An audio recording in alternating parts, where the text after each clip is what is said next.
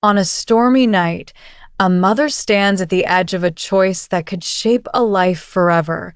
Cora isn't just choosing a name, she's choosing a future, bound by tradition, haunted by legacy, and guided by love.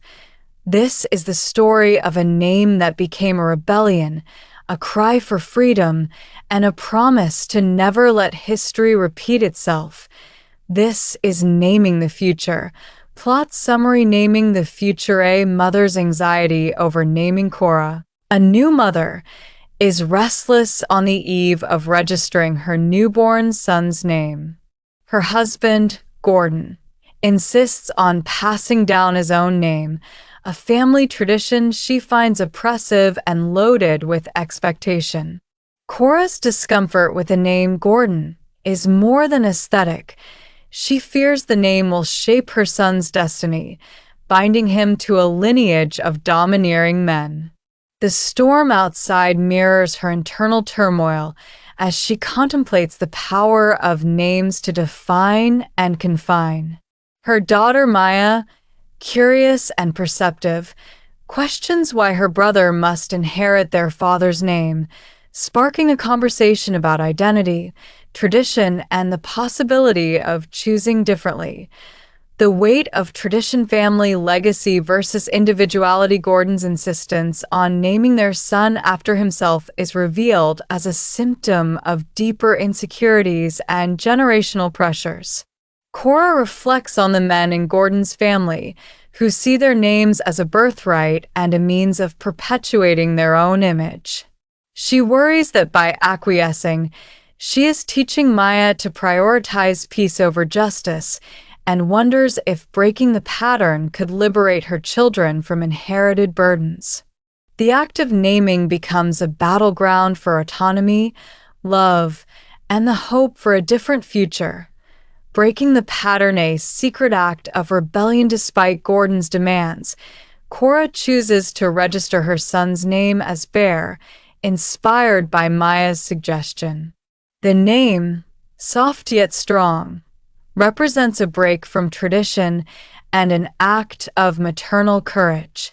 Cora is elated but quickly consumed by fear of Gordon's reaction. She orchestrates a plan to protect her children, especially Bear, from the fallout, hiding him in a closet and seeking help from neighbors when Gordon's anger erupts into violence. The act of naming becomes both a shield and a catalyst for change. The night of the storm, violence shatters the family. Gordon's discovery of Bear's name leads to a violent confrontation, exposing the depth of his need for control and the danger he poses. Cora's scream for help brings a neighbor to their aid, but the intervention results in further chaos and injury. The police and social services become involved, and the family's carefully maintained facade collapses. The storm outside is echoed by the storm within, as Cora realizes the cost of her defiance and the necessity of escape, a name of one's own claiming identity and safety in the aftermath. Cora and her children are forced to rebuild their lives. Bear's name, once a source of conflict, becomes a symbol of hope and resilience. Cora's decision to choose a different path for her son is both a risk and a promise that he will not be defined by the violence and expectations of the past. The family finds refuge with friends and in new routines, slowly healing from trauma and learning to trust in their own choices, violence, and escape the long road to freedom. Cora's journey is marked by repeated attempts to leave Gordon, each time thwarted by fear, manipulation, and the legal system's failure to protect her. The children, especially Maya, become hypervigilant, learning to read the undercurrents of danger and to care for their mother and brother. The narrative explores the psychological toll of abuse, the complexities of loyalty and guilt, and the difficulty of breaking free from cycles of harm. Ultimately, it is the intervention of others and Cora's own determination that enable their escape, Aftermath and new beginnings, rebuilding in the shadow of trauma. The family relocates, supported by Cora's mother Sylvie and a network of friends. The children adapt to new schools and routines, carrying the scars of their past but also the seeds of resilience. Cora finds work as a gardener, reconnecting with her own sense of self and agency. The narrative shifts to the children's perspectives, revealing how the legacy of violence shapes their identities and relationships, but also how love and care can foster healing. The children's inheritance, growing up with ghosts Bear, Maya, and later Julian, Bear's chosen name as he matures, navigate adolescence and adulthood under the shadow of their father's actions. Each struggles with questions of identity, belonging, and the fear of inheriting darkness. Maya, sensitive and attuned to others, becomes a caretaker and eventually a doctor, while Bear seeks freedom and adventure, and Julian finds solace in art and craftsmanship. Their journeys are marked by both the weight of the past and the possibility of transformation. Cycles and shadows patterns repeat and are challenged. The narrative explores how trauma and abuse echo across generations, but also how they can be interrupted. Maya and Bear form deep bonds with friends and chosen family, finding support and love outside the confines of their biological ties. Cora's mother, Sylvie, becomes a central figure, offering stability and wisdom. The story examines the tension between fate and agency and the ways in which individuals can both perpetuate and break harmful cycles, becoming ourselves, forging new identities. As the children grow, they each confront the question of who they are apart from their family history. Maya comes out as gay and finds love with Charlotte, embracing her true self despite internalized shame and societal expectations. Bear, now Julian, pursues a career as a jeweler, channeling his creativity and sensitivity into his work. The act of naming, of choosing one's own path, remains central as each character seeks to define themselves on their own terms. The cost of survival loss, grief, and resilience. The family endures further losses. The death of Sylvie, the challenges of adulthood, and the ever-present threat of the past returning. Bear's sudden death from an allergic reaction is a devastating blow, but his legacy lives on in his daughter Pearl and the love he shared with Lily. The narrative grapples with the randomness of tragedy, the persistence of grief, and the ways in which those left behind find meaning and connection.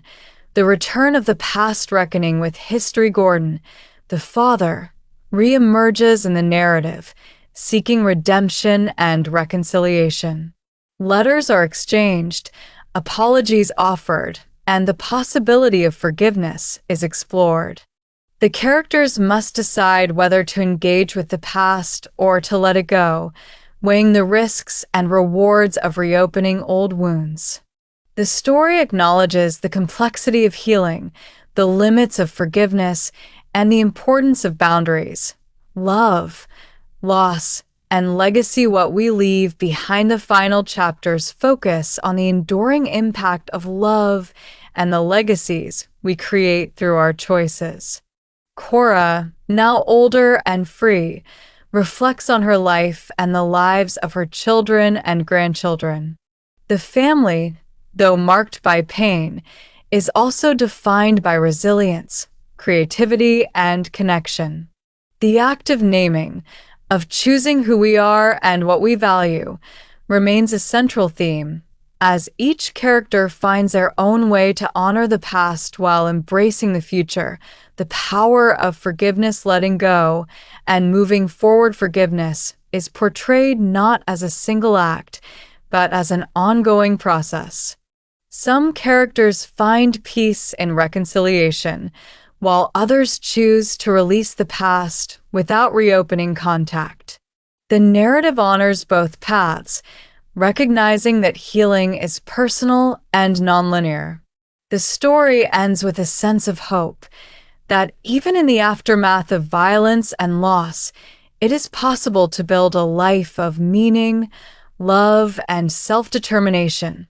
The enduring core, the strength of the maternal line, Cora's journey from a silenced, controlled wife to an independent, self-possessed woman is mirrored in her children's growth.